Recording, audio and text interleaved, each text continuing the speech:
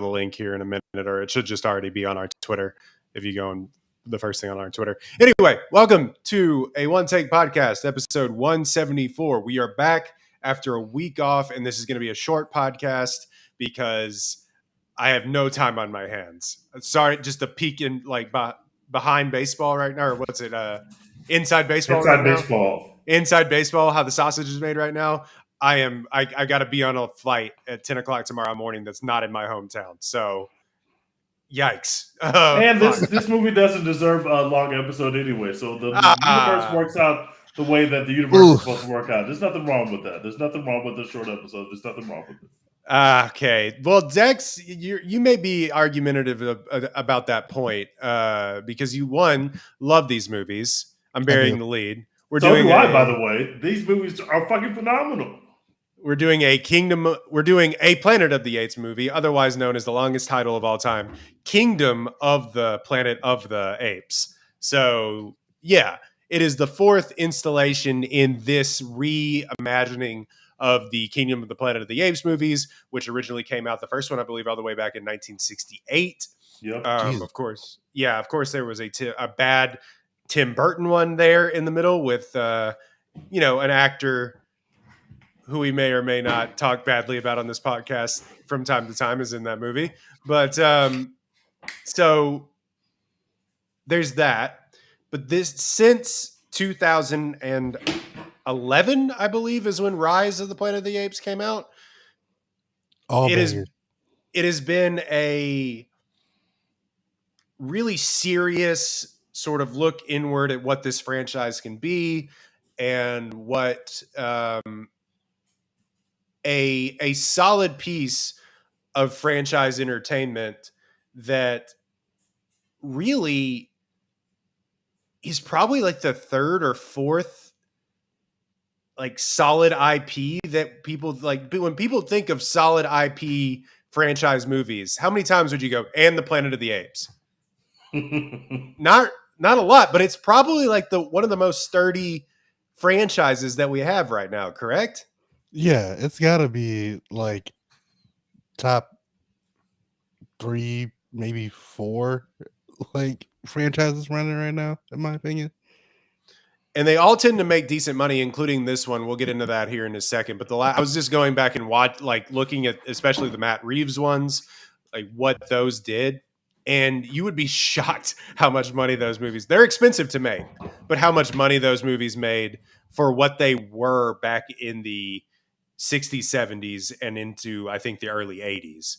They're a layup at the box office. People who like these movies will go see these movies, and their fan base is pretty loyal, and their fan base isn't like so, they don't take, it's not so self-serious like, say, Star Wars fans.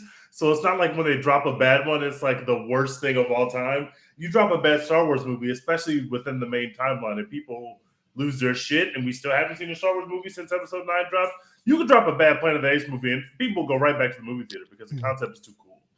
And we're not bullying actors out of Hollywood over Planet of the Apes character. Facts. Right. We're just, we're just here to have a good time. We probably should have bullied Mark Wahlberg out of Hollywood by now, but that's neither here nor there. Like, we all have probably varying opinions on how well the work is that the main human girl does in this movie, but nobody's probably agreed that she stinks. Yeah, well, she's underwritten to begin with, but nobody is going to be like, you know what, you shouldn't make movies anymore. You know what I mean? Like, nobody's going to send her die. Like, no, we're not going to do that. Yeah, actually, you should feel bad. Everything you've done is bad, and you should feel bad about it. So no, we're not gonna do that. But Kingdom of the Planet of the Apes came out, I guess, 2 weeks now as you're listening to this. Long synopsis here. Well, it's, first of all, I'll get this out of the way. My bit too long, 2 hours 25 minutes long. Oh, brother! Wait, why is it? I just can't believe the movie is that long. That's unbelievable to me. It's unbelievable. They could have cut some shit out of this. When like the big serious action movie ones, War and Dawn, they're like what? They're Aren't they like an hour 45?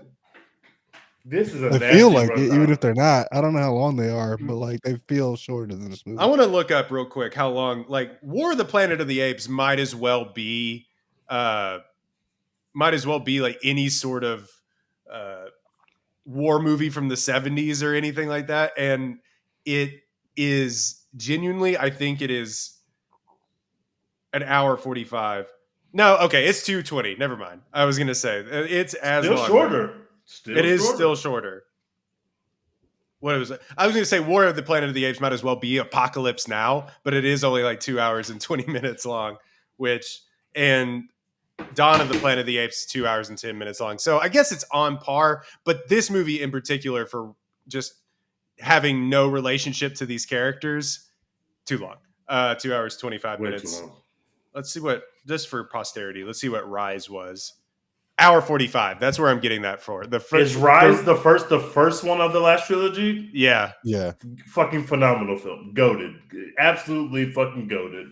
It's not, but we can rehash that as we go along. Man. I fucking love it. Dude, that movie is so good. It's good. I'm not a hater. I'm just saying it's not like people are treating it like it's, the third, second or third best one of these movies, and I vehemently disagree. Even James Franco couldn't ruin that film. Like he tried.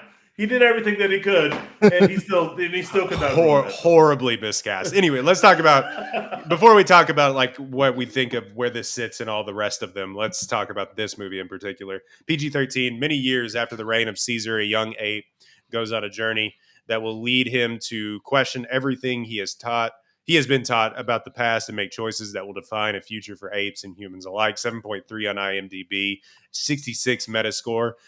Directed by Wes Ball, who did a Maze Runner, if you will. Did many Maze Runners. All of the Maze Runners. Actually, he's only done the Maze Runners. That's all he's done. Yeah. So written by...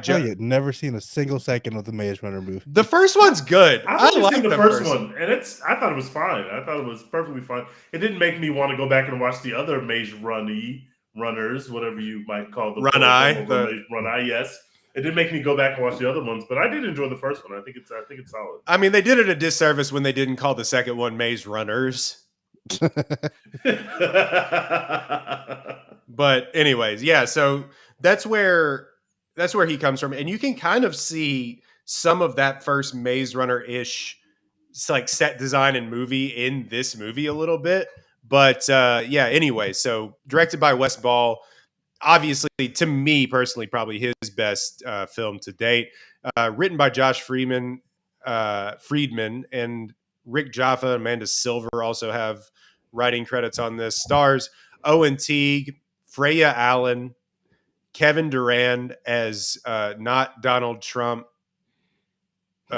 ape, Peter McCann as Raka. A wild William H. Macy appears. Yeah, crazy! Literally came out of nowhere. That one like sat me up in my seat a little bit. I was like, "Wait, that's the guy." Yeah. Eka Darville as Silva, Travis Jeffrey as Anaya, and Lydia Peckman as Suna. So I believe some actors that were in the previous ones return as sort of like in their motion capture roles. And also our girl, not a spoiler, appears at the end. Dichin Lachman from Severance shows up there at the very end. She does show up at the end. So yeah, mild spoiler alert for that. Anyone want to play guess the box office really quickly? I saw it, so I'm not gonna guess. Oh, okay. $160 million budget. I haven't seen it, so I'm going to guess 110. Worldwide, it has made $237 million as of today. Okay. And that is without the Sunday weekend box office reporting worldwide. I think in its opening weekend, it made 58 in the US and Canada. So it's already made its money back, and it will probably continue to, like all the other ones. I remember Dawn, I think, made somewhere around $700 million. War less crazy. So. Yeah. War less so, but it's still around like $500 million, I believe. Not every movie hit pre-pandemic, obviously, but when you hit, goddamn. Yeah. Okay. So Rise of the Planet. This is what I'm talking about. This is one of the more reliable franchises that is in Hollywood right now. And the fact that they kind of don't pump these movies out really says something. It's been 7 years since we've had. Yeah, and in fact, this one came out. I mean, they were pumping it and pumping it and pumping it once they released it. But like, did y'all even know they were filming this initially? Like, they kind of just dropped a trailer and they're, hey, new I Planet saw of the the Apes trailer movie. and I was like, oh, we're getting a Same. I saw the trailer. I was like, oh, we're back. We are okay. I'll be there. We are back. Yeah. So, Rise of the Planet of the Apes, near $480 million worldwide off of a $93 million budget. Dawn of the Planet of the Apes made, let's see, made $710 million on a $170 million budget.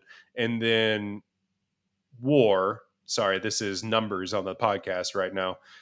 $490 million on a $150 million budget. That's probably where this one's going to track around, if I had to guess. But decent critic scores, not as high as those previous ones, probably similar to where Rise was. 81% tomato meter, 81% on Rotten Tomatoes, 79% audience score. Director Wes Ballbury's new life into the global epic franchise set several generations of the future following Caesar's reign. Critics' consensus: carving out a new era for the Planet of the Apes with lovable characters and rich visuals. Kingdom doesn't take the crown as best of the franchise, but handedly justifies its continued reign. Teach, actually, sorry, because I'm gonna give you a runway. I want to go last. I'm gonna give you a runway. Dex, what did you think of this movie being the Planet of the Apes stan? I know you have all of them on Blu-ray. I do have all of them on Blu-ray as a box set. I will add this one to the collection. I really enjoyed this movie. I went and saw it in theaters opening night. Not a packed house, but like a decent number of people, and almost all of us were having a good time. I say almost because there was notably a nice young couple on my row who like brought their own blankets in, and they were just slumped. They were knocked the fuck out. Like I had to shake them awake after the credits rolled because like they just were out of there. You think this is the first time they got like a babysitter or something, and they were just like, yeah, they were like, we need some peace and some quiet, and we're just going to a movie. We're bringing blankets, and we're just reclining all the way back, and we're gonna sleep peacefully. But yeah, I really enjoyed this movie. I think it's a great setup for the next trilogy of these movies. I'm excited to see where they can go with it. I thought they like set up Noah well as like an interesting protagonist to follow for the monkeys, and the girl whose name escapes me right now. I think they call her Nova. I don't remember what her real name is. May.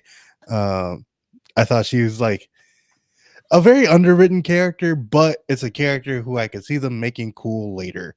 I think the human kind of side of this movie obviously is much more subdued than the last ones because like the human society has fallen, and I think that's a cool concept to live in for a little while. So I'm interested to see what they do with that. And there is a little bit of conflict there for me of like, yeah, the monkeys are good monkeys. I want them to, live a good monkey life, free of humanity ruining things. Nature is healing, good for them. But also, like, I want humans to survive. I'm a human, like I can relate to them. So I think that's something interesting that they can do later, even if they didn't really do it all that well in this movie. This movie kind of bit off a little more than it can chew in some areas. There's at points where it feels like, oh, they're making the Northmen, or oh, they're making the Last Jedi, or whatever. And it just doesn't really commit to either one of those things. We've seen like religious fanaticism done really well just recently in Dune Part 2, and like they don't do it as well as Dune Part 2, but almost no one does. So I initially gave this movie a B+. I'm actually gonna knock that down to just a B, because in the couple weeks since I've seen this movie, I've had the opportunity to go see it again before we do this podcast, and I was like, actually, I don't know if I want to do that. This movie's very long. I don't know if I want to go sit through it again. Way too long, dude. So I got to knock it down to a B just because of that, because I wasn't like immediately like, yeah, get me back into the theater. But overall, I think like they didn't nail everything, but they did like just restore the feeling of like we're back in the Planet of the Apes, and I love that feeling. So B. Joe Biden run on a campaign of make movies an hour and 45 minutes again. Facts. You'll get people back on your side. Maybe, hopefully. You know, who's to say? But yeah, so TJ, I was going to give you a runway because you have shat on this movie mercilessly online. But I'll follow that up with I'm also at a B too. I think that the ideas outweigh the range of what they were able to put together in some spots. So that's like where I will detract from it. Like the ideas of this world are always cooler to me than maybe the movies will produce, except for to almost be like a singular talent in this space of franchise entertainment. Yeah. Yeah, you know, I mean, following what people have done before him in like Christopher Nolan and stuff, and taking that franchise IP and making it something new that it hadn't been before. But, you know, you just look at his Batman and you can tell that this guy understands the source material that he's always working with. So this almost escaped the clutches of somebody that may not have as, I don't want to discourage Wes Ball, but like, I mean, he's not Matt Reeves from what we know, and maybe he could get up to that. Him. Let's kick his back in. But look, I think he did a pretty good job of finally reining this in towards the end and making it go into a direction that I am interested to see. Because yeah, Dex, at the very end of the movie, I was just like, I'm in, man. I'm in. I got to see what happens next. You know, I have to see what happens next. I will return. Yeah. As will the Planet of the Apes. They will always return. And I think that the problem is that I think a lot of people, including Tej, are going into this expecting like a continuance of those three brilliant movies that we saw. And in some ways it's trying to do that, but it also, in some way, this is just, I mean, this is The Force Awakens. It just is. Yeah. Like, it just is rebooting this thing for a run at another trilogy, probably, or more films in that space. And I think going into the movie, if you haven't quite seen it yet and you're watching this, thank you, but I don't know why. But like, if you haven't seen the movie and you're teetering on if you're going to go see it or not, just know that going into it, it is definitely doing world building to set up something. And if you're going into it expecting a continuation of the Caesar story or a line of the Caesar story, a through line of that somehow, you may be a little bit disappointed and let down. So I could see where that would happen. I think where it eventually builds up Noah enough that I'm interested in seeing where he goes from here. Unfortunately, the human character is terribly underwritten. I do want to know more about where they end up. And there's a whole middle movie here between War and Kingdom that we're not even, we don't even see, that almost would have been more interesting than this personally. But I think the problem that going in blindly and expect something more from Noah is that we haven't given time to build up what we had with Andy Serkis's Caesar. And no disrespect to the kid and a guy in his 20s that played Noah. He's not Andy Serkis. Andy Serkis is like the all-time greatest at this particular thing. In fact, so much so that people were like, do we need to give Andy Serkis an Academy Award for Caesar? Like, that was a real conversation that was happening back in 2017. And I think it's not his fault. No, that actor's fault. But we're forced into this perspective of following around this kind of kid ape and having to then ask him to form ideas and opinions when we haven't even been around him for very long yet. So It is. Also, the kid always sucks. Like in all of these sequels, it's like even in like Red Dead Redemption, when you have to play as a kid, everyone's like, "This guy stinks. I don't want him." Yeah. Can I be the guy that I was? Can we just get the guy that I like? Can we have the guy that I like? Why'd you kill the guy? Bring the guy back. Yeah. So all that to say, Tej will say he'll come on here and say that he was bored. I was never bored. How?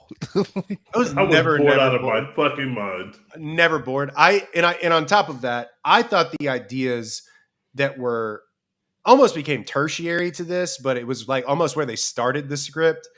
The ideas of the Planet of the Apes movies have always been a sort of mirror for what's going on culturally, like, you know, the Red Scare and nuclear disarmament and nuclear war, of course, all kind of play into those early movies.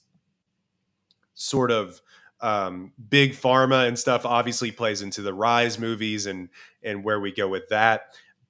And the distrust of people plays into those movies as well too. And in this, the clear message of how we get out information and the disillusion of information and who do we trust with such messaging and who do we go to with that messaging, and can someone seize hold of power with that messaging? I think that idea is really cool. It needed just a little bit more of a push than it did. I think the performance by the guy that played Proximus Caesar was actually really good. I wanted almost more of that, but yeah, to that end, I thought that information and that messaging was pretty spot on for the time that we live in. But Tej, I digress. Your turn. I am a lover of the Apes films. In fact, I just watched the first Planet of the Apes this week just to get ready for this pod because I wanted to really dig into what makes these movies so good. I love these movies. The concept is so cool. I always compare this franchise to what do you call that? Where there's no rules for a day. What is that franchise called? The Purge? Purge. The Purge, yes. I love the Purge movies. They all stink, but the concept is so cool. I will keep returning until they make a good one. Apes is different because they've made some great Apes movies, including the last trilogy. This movie is missing all the stuff that makes the last trilogy cool. Obviously, trying to replace a generational protagonist in Caesar is not an easy thing to do, and I totally acknowledge that. Caesar is gone. Our dearly beloved Caesar is gone. And not only was Caesar compelling through 3 films, we were there from the ground up with Caesar. We met Caesar in a very different place to where Caesar ended up, and we got to see this journey that Caesar took from being, being the son of a sex predator, James Franco, to growing up to becoming him. Okay, alleged, whatever. To growing up and becoming him. Incredible work. Obviously, the 2 Reeves films are great, but I think that the best film start to finish is still the one where we learn Caesar's origins. It has everything, and not only does it have everything, it really sets the stage for what we grow to know and what we grow to think about Maurice, Koba, all these other apes that are characters. We have set the groundwork for them. When Koba goes bad, we know why Koba goes bad. We were there from the beginning. We know why Koba hates humans. We know why Koba originally follows Caesar, but then grows to detest Caesar and does what he does. He does the unthinkable, right? I feel like this movie doesn't have any of that stuff. We don't know Noah. I don't give a shit about Noah, and Noah didn't do anything in this movie to make me care about him. We don't know the fake Maurice that he met along the way and that they subsequently just shoot aside in the movie for no fucking reason. He was the only thing I was having fun with in the whole movie. The fake Maurice came. He's also an orangutan. I'm like, all right, I understand what this guy is the new Maurice. As soon as I saw him, I was like, okay, this is the new Maurice. I get it. We need some of this. We need some of this energy in the movie. He's gone. He's fucking out of here for whatever reason. We meet this human, and humans can't really talk because humans have devolved in the 300 years. We're 300 years past the last trilogy, past when Caesar died. So humans have devolved, so they can't talk. So we get this very attractive blue-eyed white girl who just comes along and is the worst written character that you're going to see on the screen outside of watching Fast X. I mean, it's horrible. The execution of her character is horrible. Her performance is perfectly fine. It's not the actor's fault. It's just fucking underwritten, and because they're trying to create the tension between the what you're going to build the subsequent movies on of tension between Noah and her, we don't get to watch a compelling movie in this beginning because they're setting up something cool. I agree with Roy. The end of this movie sets up something cool. I am a mark for these movies. I was going to watch the next movies no matter how much fun I didn't have in this movie. But in the actual movie theater, I wish I had a pillow and blanket as well to fall asleep. I was bored to fucking tears. I liked Proximus Caesar. I didn't give a shit. There's so much of this movie is Proximus Caesar and his clan versus the Eagle clan. First of all, being an Eagle clan, just not that cool. Eagles are not that cool to me. So, the fact that they can summon birds is not cool. Disagree. Eagles, having an eagle land on your arm, dope. Come on. I saw Caesar ride horses. I saw Proximus Caesar ride horses. Why do I give a fuck that Noah can at some point talk to birds, which is really only at the end of the movie because he can't talk to birds for shit during the whole movie. Those birds were curbing him. Those birds didn't give a fuck about Noah. Noah, get the fuck out of my face, bro. You are has-been. You are nothing, bro. I didn't care about Noah. I didn't care about any of the characters in this film. Literally, we get to the end. I didn't care about the dynamic between the human slave that this guy has. And also, if you start to ask any questions about how this society, this ape society, with all this technology exists 300 years after Caesar, it just doesn't make sense. This movie ends with the humans getting access to a fucking satellite that's been there, not being maintained for 300 years. I know we're in a movie where the apes talk and the humans can't talk, but some humans can talk, including May can talk, the slave guy can talk, but no other humans can talk. And now I have no idea where humanity is at or why this particular human or these humans can talk and are smart and why she's playing dumb and chasing Caesar around or chasing Noah around only to gain access to him and then completely stab him in the back. I think this movie is a complete mess. This movie is written by the guy who wrote the first Avatar movie, and it makes perfect sense. I think you wrote both.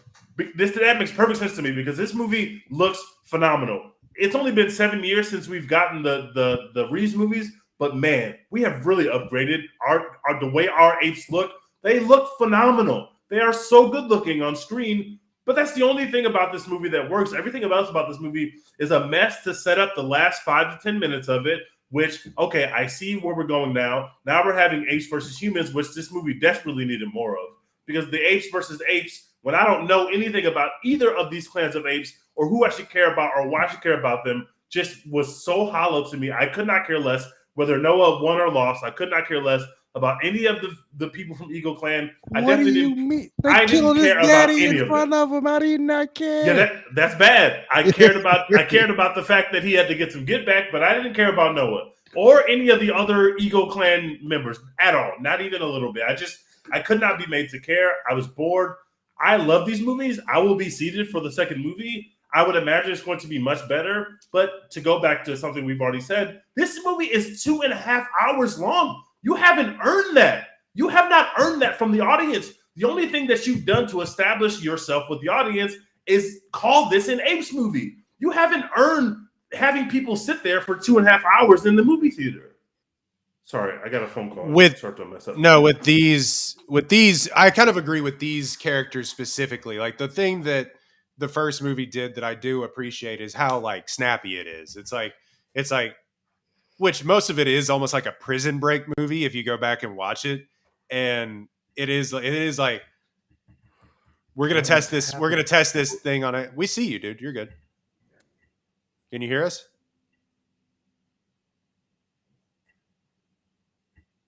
What is happening? I don't know. Because we can see it. Live podcasting, folks. This is fun. Can you hear me? Yeah, we can hear you and see you, dude. You're all good. Don't mess with anything. We can. He might not be able to hear us.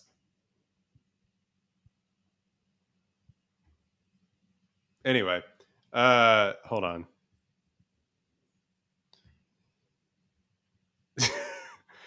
Oh my gosh, this is fun times for our audience. Thank you so much for tuning in to the One Take podcast. This is now a weekly occurrence. Oh, Oh no! Oh wait, hold on, Dex. Can you let him in? Of course, my mouse is like gone.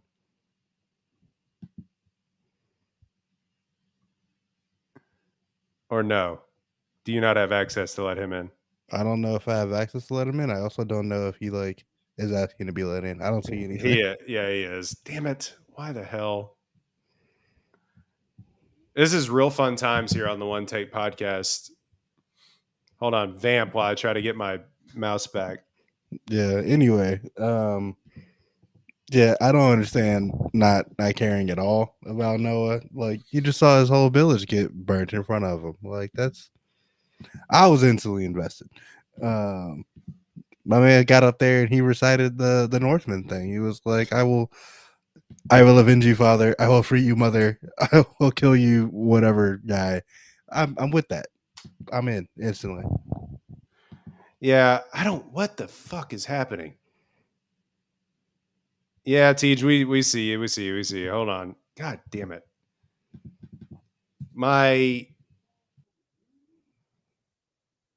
What the heck? This is really fun and good because I just shut off my computer. There we go. All right, we're back. We're good. Okay. Oh my God, we're back. Sorry, I got a phone call and my shit just started going fucking insane for getting one phone call. Anyway, I ended up giving the movie. My first thought was a D plus. I don't even think a D plus exists.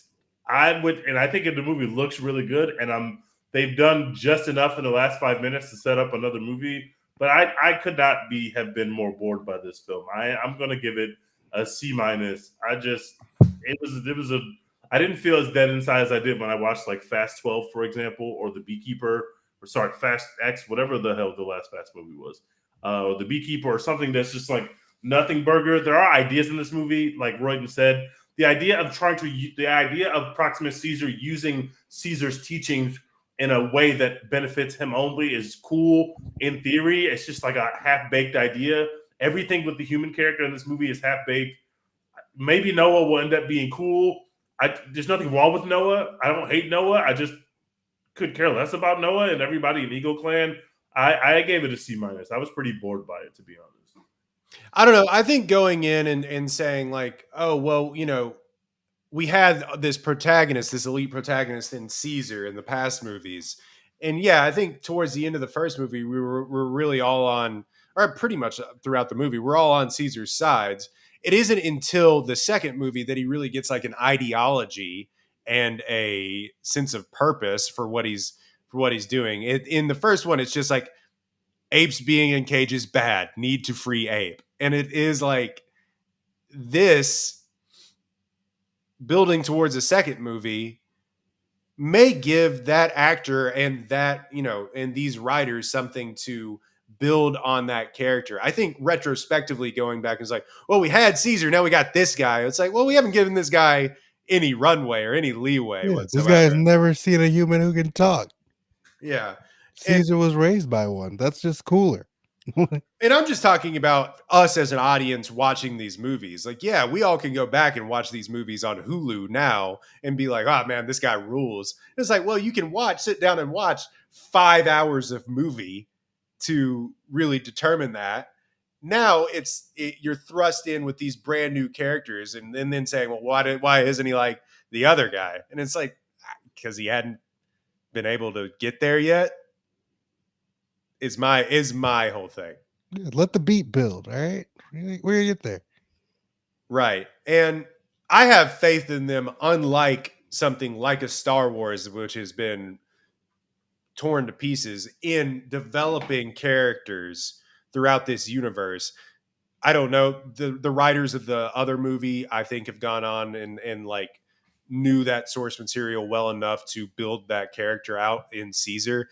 This guy, I'm not as sure is, we go back and forth, Dex, you and I actually watched Avatar. We go back and forth on how we feel about that second movie. But is this writer talented enough if he continues on these projects to build out these characters? I have no idea. I'm willing to have faith in him to do that. Whereas like whoever gets past the next Star Wars is like, hey, you got these 3 characters in these other ones. And that was kind of the problem with the sequel trilogy. There was no continuity whatsoever in building out who those characters were from the first movie to whatever we ended up that shit show of a third movie. So when you said this movie is The Force Awakens, I know you were only trying to make the point that, like we're resetting for a new trilogy. I see that. But the difference between The Force Awakens and this movie is that The Force Awakens, despite the fact that it is literally a redo of episode 4, it's so fucking fun, man. The performances that that cast is giving, what we're getting from Adam Driver, that movie is mind-blowing to me. In the fact that you're obviously making a New Hope redo, but man, I'm having a good time watching A New Hope again because A New Hope fucking rules, and this new cast has a lot of chemistry, and that was all I really needed, was to go into the theater and have some fun. I know that we are 300 years later, which makes it really hard. You can't keep any terms of that consistency, and I'm not even comparing our young actor to Andy Serkis, who gives a legendary performance in those 3 movies. Like there's no comparing that stuff. Like what Andy Serkis was able to do, he literally transformed his body. Like he was able to float above and do something amazing. But I just wanted to care about Noah and have a basis for, okay, when Noah becomes him, I'm going to really be invested in Noah becoming him. I could care less if Noah becomes him from where I sit right now. And I think now the weight of my expectation of that second movie, the weight's going to be skewed. I can't just because I haven't even had any fun yet, and now I'm looking for a movie that's going to justify this third trilogy outside of the box office, and I haven't even had any fun yet. So I was very disappointed. Can I bounce an idea off of both of you and tell me if I'm off base? And this is, I've heard this floated out there, and to me, this makes a lot of sense. Does this movie work better? Not if I think it in general, like my idea is that it works better if there are more recognizable human characters in this thing, or like, because we can then relate more. We already, have related to the apes in the past movies and sided with them in the past movies. So it's like, we don't really have to get over that barrier, but the barrier to entry when you don't have humans to also juxtapose against these people, you just have this one girl really until William H. Macy comes along. But like, no humans are really ever in peril here. And I think that may go a long way, but also there's no William H. Macy, I keep saying pops up, but in Dawn and War, and to a certain extent Rise, there's recognizable, if not A-list actors playing humans in those movies.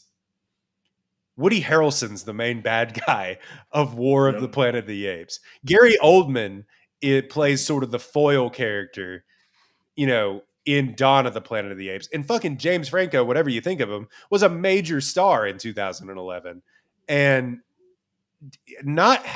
does not having a seasoned, veteran actor that's in 70% of this movie, along the ride with Noah, does that hurt this? It feels like they didn't go search that out, because the movie is like the apes are literally the entire movie. Like the humans are 20% of the movie. So I think it would have been tough to justify going to put a famous face in a role where that person is going to be on screen for a short amount of time. And if you're trying to put a famous person on the screen for a long amount of time, then the story is just different. Now, I think I agree with you that story is probably better, but I also have a very low regard for this story. So of course I would like to see the version where we focus on a famous person. If this is, what's the guy from Twisters? What's his face? What's the guy's name? Powell. If this is a Glenn Powell movie, and Glenn Powell's on screen for 75% of the movie, it's inherently a better movie, because watching Glenn Powell, no matter who the character is that he's playing, is going to be more fun than watching apes that we don't know and a human who we don't know and who literally doesn't say any words until halfway through the movie. And she has her moment where she speaks. That's a callback to the moment where Caesar first speaks. And it's like, oh, this girl can talk. And I could not have cared less. I was like, oh, great. Now she can actually like explain some shit, because nothing about her storyline makes any sense. And then she explained everything, or at least it was explained to us, and I still was like, oh, that's stupid. Oh, she's a spy? she's sent in as a this is stupid. Like I hate that. I don't like that. I'm not a big fan of it. Same question to you, Dex, but to me it does feel like they are setting up like she is YA main character. Yeah, they're obviously doing that going forward. Yeah, I think so.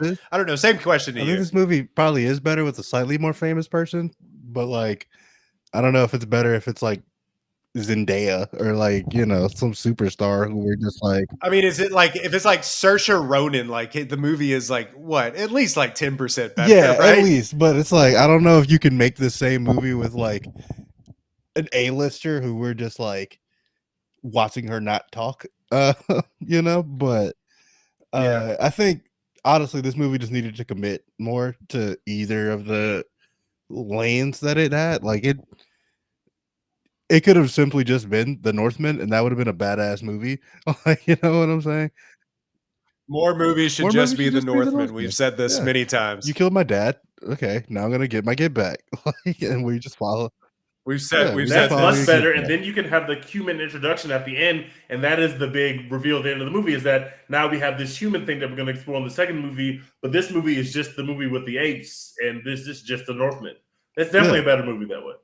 Or it's like they kind of do a Black Panther thing at the end, like you know what I'm saying? They're like on a mountain, and he like chucks him off, like this is your king. Just make Black Panther if you're gonna do that. Don't like half-ass do all these other ideas that we've seen done better in other movies. Like just pick one and just roll with it all the way through. Yeah. All that being said, I'm right in there for the. I will be back. Next one. And I will be seated. It is. Just as a non-spoiler, it is making, for those who can't see it, and people have pointed this out online, but for those who don't, it is making a beeline straight to go like full circle back to the Charlton Heston movie.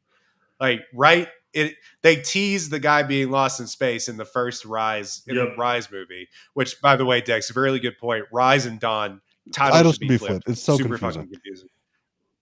Yeah. They teased an astronaut being gone in Rise of the Planet of the Apes. You gotta just come full. They're just coming back full circle. And I can't wait till we get there because the first movie is so interesting because he plays the role that Caesar plays in Dawn. What is Dawn the first one? Now you guys got me confused. Rise. Charlton Heston in that movie plays the role that Caesar plays in Rise, which is he is special than the other humans, but they don't know that he's special. So there's some shenanigans ensued to where he's trying to prove to them that he is special, but they're treating him like a dirty human who is basically like an animal on this planet. This planet that ends up being Earth, but he doesn't know that it's Earth. He thinks he's on a different planet, and he has no idea where he is in time.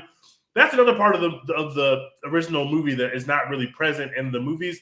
There's like a time thing in the first movie because he doesn't know what time it's been because since he's left Earth, it's been 6 months. But because of time dilation, he has no idea how much time has passed on Earth or how much, what the time is anywhere else. And so he doesn't just know where he is. He doesn't just not know where he is. He doesn't know where he is in time. And that kind of lets the movie breathe and it doesn't make you ask the questions that would be like, wait, why does some of this terrain look like Earth? Well, it's because he's actually on Earth. He doesn't realize it yet. Because they filmed it in California in 1960. The Statue of Liberty's here, but you don't see that to the last shot of the movie. So like, you don't have that luxury with these movies because now we know that they're on Earth and we know that these people know who Caesar is because they're on Earth. And so you tell us that humans can't talk and we accept that, but we know that you're going to play with it. I just didn't think that we should play with it in this particular film. We don't need to meet humans that can actually talk in this film if we're focused on the apes. It was trying to accomplish too many things. That's why it's that long, and that's why it's not as effective as it could have been if it's just a straightforward, hey, we're going to establish the fact that Eagle Clan and Noah are the coolest fucking shit in the world, and we're going to show you the version of the Northman before we get into the larger universe. That would have been a better execution of the movie to me. Also, I wanted to point this out before we move on. Obviously all the apes and stuff look good. They look great. This is why they look phenomenal. We're not the CGI guys on this thing. I'm just like, does it look that much better? Because I was watching War the other day, and that moment where Maurice like finds the girl and it zooms in, it's like a full screen of his face, is the most photorealistic thing I think I've ever seen in my entire life. And looking at this, there is some of that in there, but I just wanted to make this point. It almost was like a little uncanny valley to me, knowing what I know what Owen Teague looks like playing Noah. I could see sort of like the motion capture in that I could just see his face in Noah. And I guess you go back and you can kind of see Andy Serkis a little bit, but that looks like a fully formed, like different thing then. This kind of looks like Owen Teague playing Noah. It's so weird to me, kind of looking at it in real time. Yeah, I don't even know who Owen Teague is. I'd never heard the name until right now. So like, yeah, I mean, he plays Noah, but yeah, I don't know what he looks like, so I don't know that anything problem. about him. But yeah, that makes sense. He was in It. He was in the It movies, by the way. That was interesting. So yeah, that has been Kingdom of the Planet of the Apes. It's going to be the number one movie until for a long time, I think. Until Furious is out this week, so Furious is out this week. I will be there no matter what. We're not going to be able to do that movie until next week. That's really great timing by me. I rewatched Fury Road yesterday. Phenomenal cinema. I cannot wait for what you don't say. You don't say. That movie that everyone loved and made like $800 million and was nominated for Academy Award. I had a baby brother and he was perfect.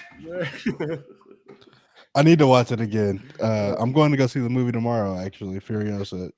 So whoa, yeah, back on my on a Monday, back on my movie review. Nice. Witness me, is what Dex is saying. Dex, real quick, 10 words or less about The Fall Guy. I'm just kidding. Give it. And quick. You can spoil it if you want to. I haven't seen it, but I mean, it's a rom-com. The plot doesn't matter. It's an action rom-com. Yeah, you know exactly where it's going. But yeah, I thought it was dope. Ryan Gosling and Emily Blunt are just like two undeniable people. You put them on screen, you're gonna have a good time. The movie didn't do anything like super crazy, groundbreaking or whatever. Like it's not an A+. It's probably more like a B+, but it's solid, fun. Early summer, get you in the mood for summer blockbuster movies. So yeah, I fuck with it. Solid. Yeah, me too. It's B- movie, kind of in that it doesn't it doesn't try to do anything revolutionary. I think a lot of the stunts obviously are great. I mean, it's a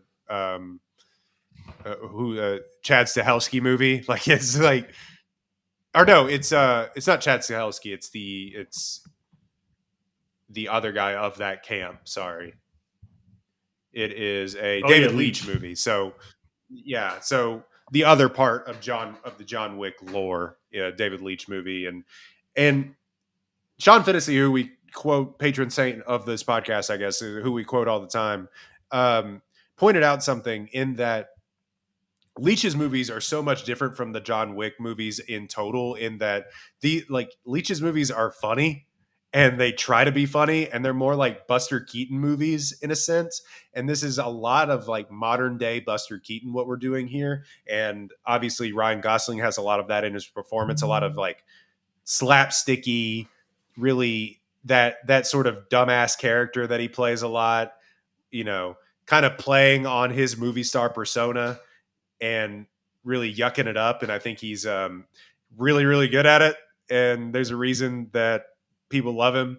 And I think him and Emily Blunt have really good chemistry. Some of the lines and line readings are just off. They're just weird.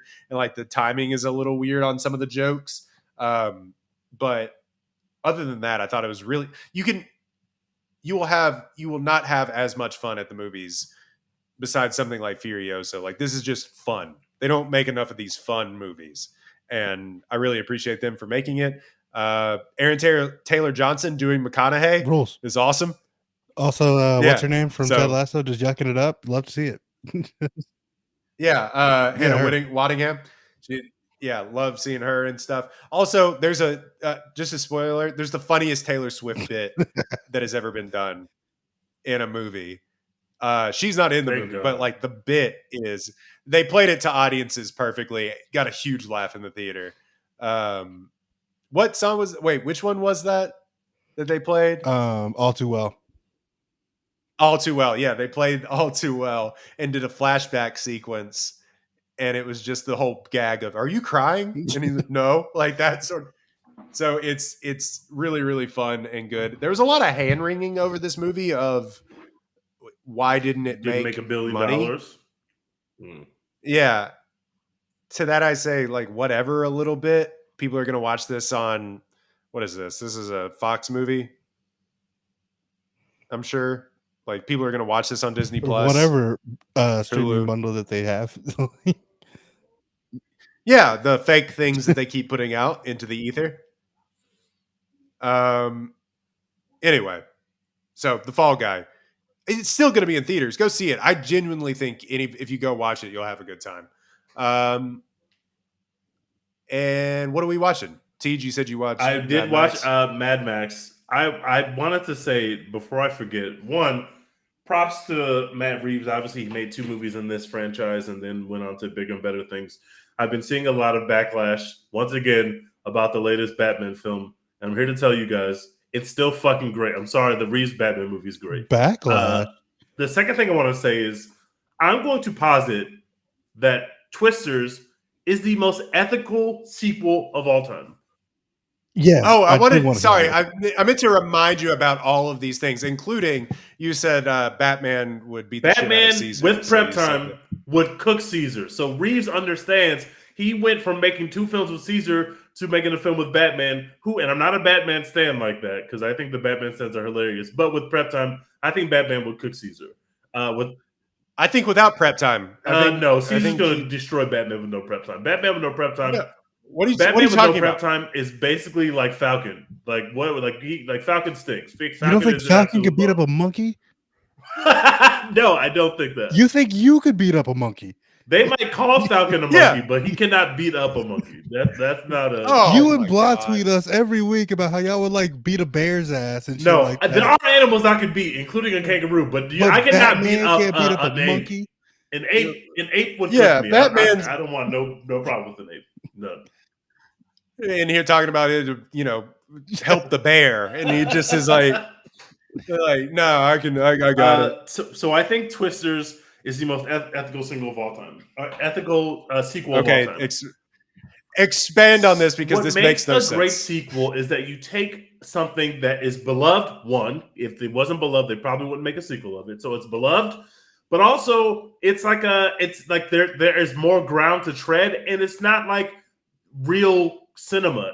Twister is a great film, but it's a cult classic B movie. Like, it's not the best execution of a movie. You don't turn on Twisters and think this is fucking the greatest cinematic thing I've ever seen. You're gonna turn on and go like, I'm having so much fun with Helen Hunt. I'm having so much fun watching this movie.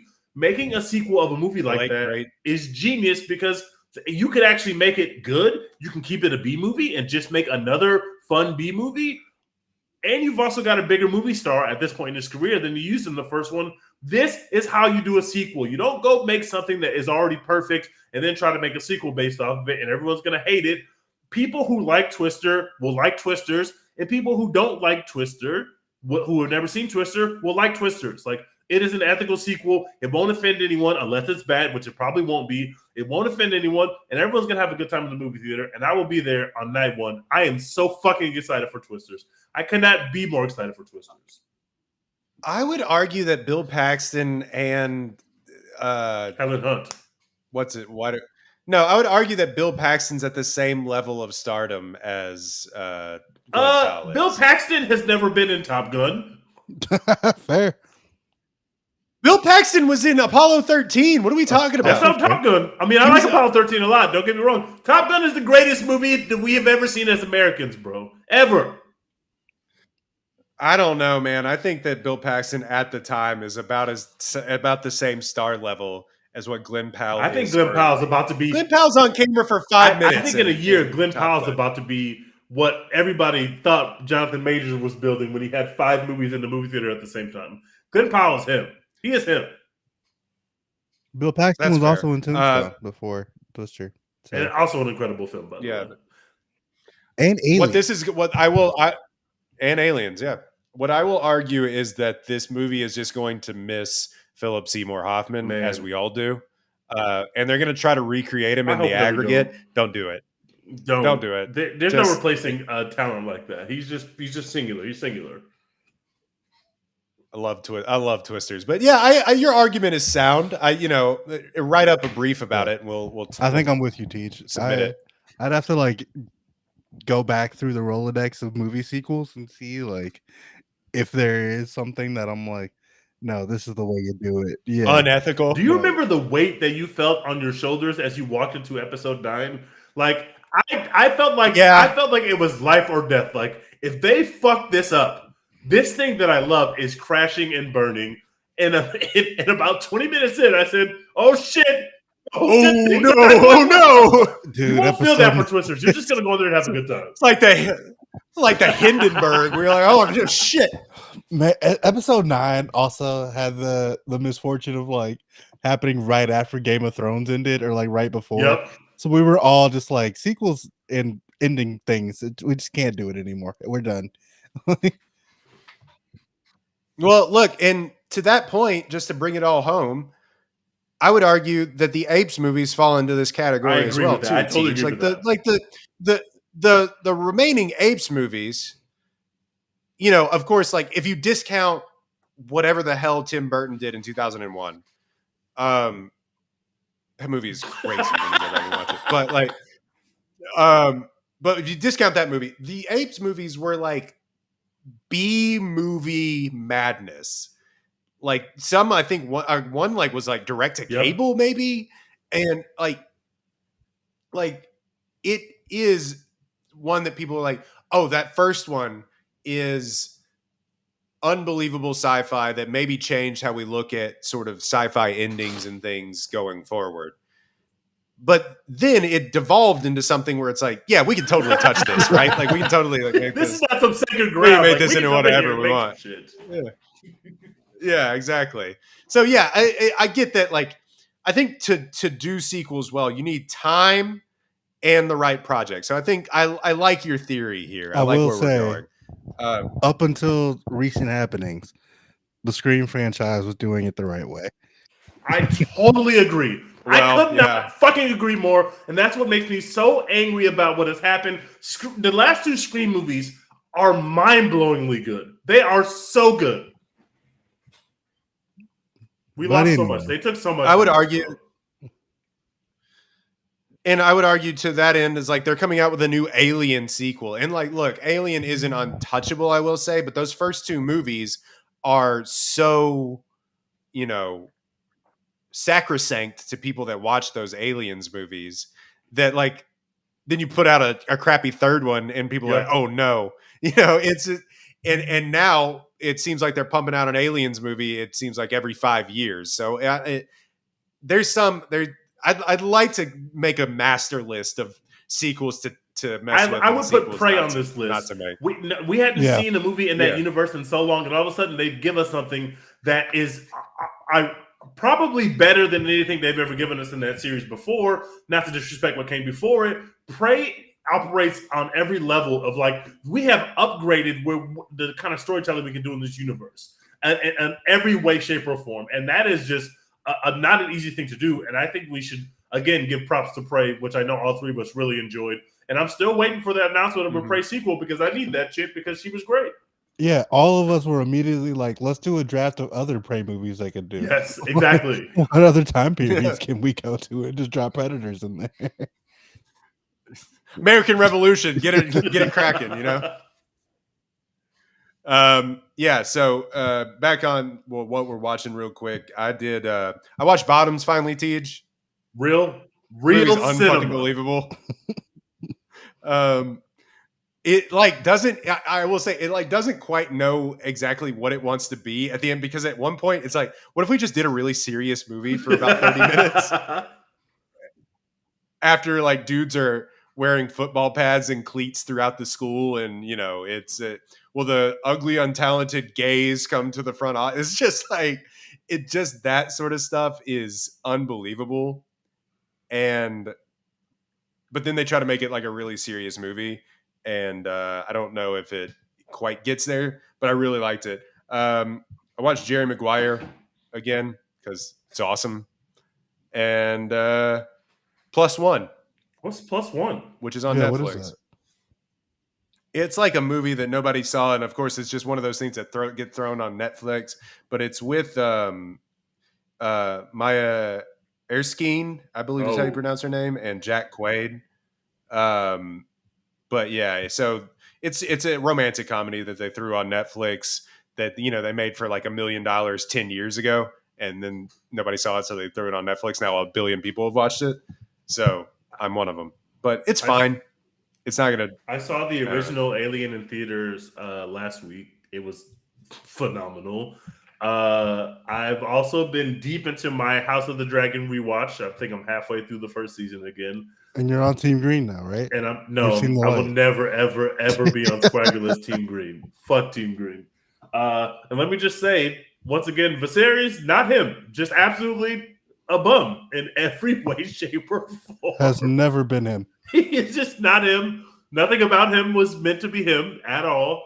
And I've been going back through. So I've seen X, the T. West movie. Really enjoyed it. Have not seen Pearl, and I want to very much watch Maxine. So I watched X again, enjoyed it again, even though it's gross. I need to watch Pearl. And so I'm just going back and setting up my summer movie calendar with all of my TV calendar with all the stuff I have to rewatch and all the stuff I have to get ready for the sequels. I watched Fury Road, like I said. I'm just basically setting up my summer viewing to be as efficient, as productive as possible and watching all the real cinema that we're getting in this summer. I cannot fucking wait for the summer. I cannot wait. NCAA football is coming. I've been watching nothing but playoff hoops. My life is very good right now. I have a lot of media to. Oh, yeah. That's what I've been watching is the NCAA football 25 trailer. I've just been watching that. We're so back. We are so fucking back. And I cannot wait to for when it asked me for that first microtransaction to say we're done, we're finished. Just insert my credit card, just scan my brain and charge me money. I need this NIL funds more than I need life. I need to dominate in my dynasties. We are almost so back, fellas. We are so back. It's so funny looking back on reviews of games like that. Like the last NCAA football game when it came out, there people were like, "Oh, 7.5, whatever," and that shit lasted us like 10 years because it was all we had. I'm still playing. I was playing it today. I'm in like year 20 of a Baylor dynasty. And like same with Skate 3. People were like, it could have been better. But that was the last Skate game we ever got. So people still play it now. Like it's the shit. But anyway. I just found out while we were sitting here that my screening of Furiosa got canceled because the theater took damage in the storm this week. I'm so sorry to hear that. So that stinks. Shout out to them. I hope they rebuild. You got to watch it with. I have more time to watch Fury Road. The rest of us. That shit is good. I loved it. I loved every second of it. You got to watch it with the rest of us. Right? Pores. Stinks. But yeah, I honestly haven't been watching that much in terms of movies and TV. Mostly been on my grind trying to teach myself photography on YouTube. So. Shout out to YouTube Premium. And shout out to all you pores who have been angry at me for having YouTube Premium. I am the pores, and I didn't like that tweet one bit. I didn't like that. I am the pores. But yeah. Also been back on my reading grind. Hey. Halfway through You Shouldn't Have Come Here by Geneva Rose, my favorite author. We love murder mysteries. I don't know if this is a murder mystery yet. I haven't gotten that far, but it seems like there will eventually be a murder. It's giving there will eventually be murder vibes. That needs to be a book. There will be a murder. But yeah, shout out. Oh yeah, I read this tomorrow. It's about video games and a romance that never was, and it's so frustrating. Very interesting novel, but yeah, talking about reading. I'm also reading for all the book talk girlies out there, Iron Flame. So yeah, shout out to the Apollo book dragons and sex. Can I call out the funniest movie scene of all time, which happens to be in Fury Road? Yeah, please. When our war boy who has traded on his emperor / lord / god / king, and he gets a chance. He is back in the good graces of he gets to ride on the little car with the godlike figure / king guy, and he's like, I can go in there and I can kill her for you, and he's just like, kill her and you will be in Valhalla. And he's like, am I awaited? He's like, you are awaited. He sprays the thing on his mouth. Then he jumps onto the car. He trips and falls off. He immediately fails the mission. And the king guy goes, mediocre, and just drives off. That is the funniest shit ever. It is perfect. It is. Every time I watch it, I have to pause it and start to laugh. That shit is the funniest shit of all. You need to record that so for whenever Quinn Ewers throws don't do his third interception against Michigan, you can just tweet it out. The NCAA football cover starts with Quinn Ewers this season. Y'all need to stay out of cover athletes' business, first of all. That's a cover athlete, brothers. Please. Also, the Nuggets are about to lose. Holy shit! They're about to lose. Yeah, me and Roy were sitting there talking. They were up by like 12 or something in the first quarter. I was like, this series sucks. And now they're down 10 in the fourth. Right. They have 82 points with 3 minutes left in the game. Crazy. Yeah, subscribe to at Apollo HOU so you can find all of your NBA news on our podcast that we do about the NBA, of which I totally know off the top of my head. Dex, help me out here. I'm drowning. No, listen to Some State of Mind and Zero Gravity. Exactly. So, but no, you can find us at Apollo HOU on Twitter, on Instagram, on all of your social media platforms, YouTube especially, where you will find a lot of these episodes as they're streamed. You can go follow us on YouTube at One Take Podcast Show on YouTube to watch these episodes live as they happen. I know we get a large Twitter audience, so we really appreciate you following us on Twitter at the number One Take Pod. It gets a little confusing, but thank you for hanging with us. Programming note, we missed a week last week. Thank you for liking, downloading, subscribing, following to get updates as they come. Little, hour-long podcast here. We will be back in a couple of weeks with Furiosa and whatever comes out after that. I does do any movies? I think we might all die after Furiosa comes out, actually. That's it. That's it for movies, right? Dune and Furiosa? That's the finale of movies.